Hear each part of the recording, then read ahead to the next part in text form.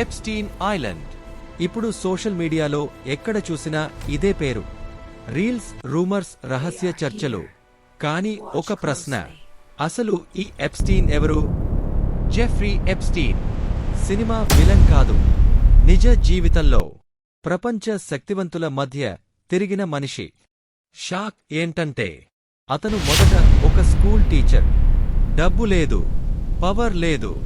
అయితే ఇంత దూరం ఎలా వచ్చాడు? ఫైనాన్స్లోకి వెళ్లాడు. బిలియనీర్ల డబ్బును మేనేజ్ చేయడం మొదలుపెట్టాడు. డబ్బుతో పాటు రహస్యాలు కూడా వచ్చాయి. రహస్యాలే అతని పవర్. తర్వాత వచ్చింది ఎప్స్టీన్ ఐలాండ్. ప్రశ్నలు లేని చోటు, కెమెరాలు లేని దీవి. ఇది ఒక దీవి కాదు, ఒక భయం.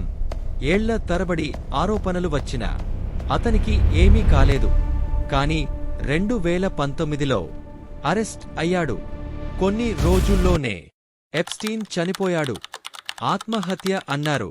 అయితే నిజమా?